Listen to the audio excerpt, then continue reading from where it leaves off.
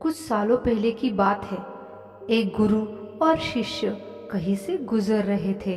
चलते चलते वे खेत के पास पहुंचे। दोनों को बहुत प्यास लगी थी, तो वे खेत के बीचों बीच बने एक टूटे फूटे घर के सामने पहुंच गए और वहां जाकर उन्होंने दरवाजे को खटखटाया। गुरु और शिष्य पहले से ही चौंके हुए थे, क्योंकि खेत बहुत बड़ा था और अच्छी जमीन भी थी। लेकिन खेत के हालात देखकर लगता था कि उसका मालिक खेत पर जरा सा भी ध्यान नहीं दे रहा है। जैसे ही दरवाजा खुला, अंदर से एक आदमी निकला। उसके साथ उसकी पत्नी भी निकली और 3 बच्चे भी थे। सब फटे पुराने कपड़े पहने हुए थे। गुरु ने बहुत ही विनम्र आवाज से बोला, क्या हमें पानी मिल सकता है? उस आदमी ने गुरु को पानी दिया। पानी पीते पीते गुरुजी बोले, मैं देख रहा हूँ कि आपका खेत इतना बड़ा है, पर इसमें कोई फसल नहीं हुई है। आखिर आप लोग अपना गुजारा कैसे चलाते हैं? आदमी बोला, हमारे पास एक भैंस है, वो काफी अच्छा दूध देती है और दूध बेचकर कुछ पैसे हमें मिल जाते हैं, और जो दूध बच जाता है उसका हम सेवन करते हैं। ऐसे ही हमारा गुजारा चलता रहता है। शाम होने आई थी और काफी देर भी हो गई थी। गुरु और शिष्य ने सोचा कि आज रात वो वही अपना गुजारा करेंगे। उन्होंने उस आदमी से अनुमति ली और वो वहीं पर रुक गए। आधी रात हो चुकी थी।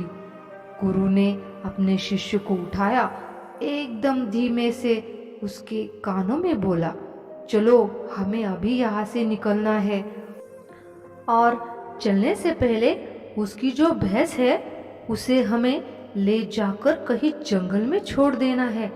शिष्य को अपनी गुरु की बात पर जरा सा भी यकीन नहीं हो रहा था, क्योंकि जिस गुरु से उसने बहुत सारी चीजें सीखी हुई थी, उसी गुरु ने किसी का बुरा करने के लिए बोला था।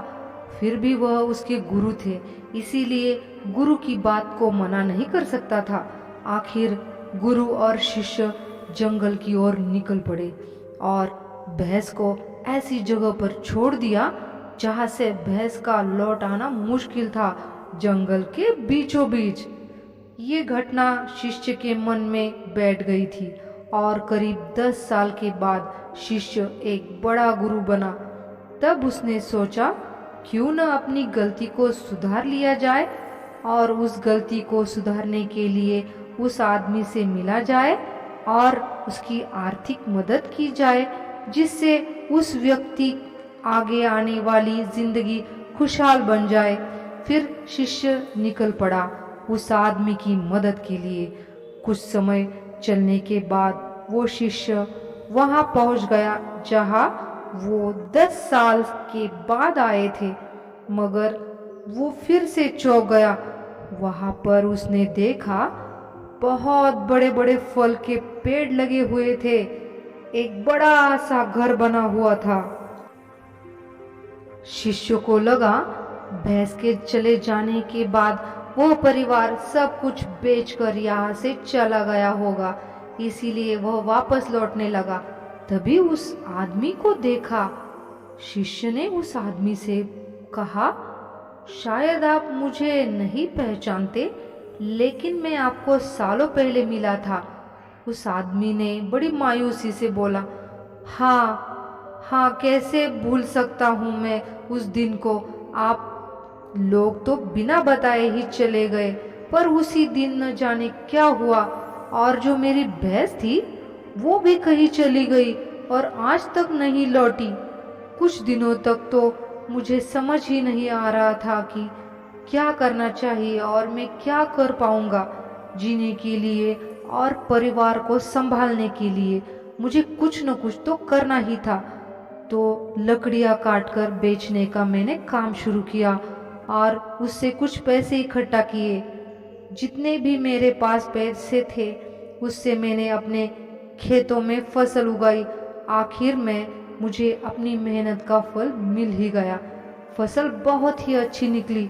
फसल को बेचने पर मुझे जो पैसे मिले उससे मैंने फलों के कुछ पेड़ खरीदे और उससे मैंने बगीचे लगवा दिए।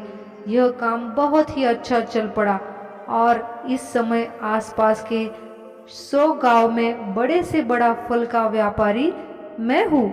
सचमुच यह सब कुछ न होता अगर वो भैंस चली नहीं जाती तो, क्योंकि उसी के कारण मैं लाचार था और उसी के कारण मैं कोई काम नहीं करना चाहता था। उसके जाने से मैंने तुरंत नए रास्ते निकाले जिससे मैं पैसे कमा सकता था और आज मैं एक बहुत बड़ा व्यापारी हूँ। ये सुनकर शिष्य बोले, लेकिन यह काम तो आप पहले भी कर सकते थे। आदमी बोला, कर सकता था, लेकिन तब मेरी जिंदगी बिना मेहनत किए भी चल रही थी। मुझे तब लगा ही नहीं कि मेरे अंदर भी इतना कुछ करने की क्षमता है। कोशिश ही नहीं की मैंने कभी। लेकिन जब मेरी भैंस चली गई तब मुझे ऐसा लगा कि मैं दूसरा भी काम कर सकता हूँ जिससे मैं अच्छा खासा पैसा कमा सकता हूँ, मेरे बच्चों और मेरी पत्नी को और अच्छी जिंदगी दे सकता हूँ।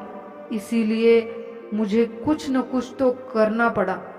मैंने तब ठान लिया था कि अब मैं जो भी करूँगा मेहनत के साथ करूँगा, अपने दम पर करूँगा और आज इसीलिए मैं इस मुकाम पर पहुँचा हूँ। दोस्तों, ये कहानी हमें ये सिखाती है, अगर कोई भी मुसीबत आए हमें हार नहीं माननी है और कभी दूसरों पर इतना निर्भर नहीं रहना चाहिए कि उनके चले जाने के बाद हम असहाय हो जाए। हमें हमेशा हिम्मत से आगे बढ़ते रहना है।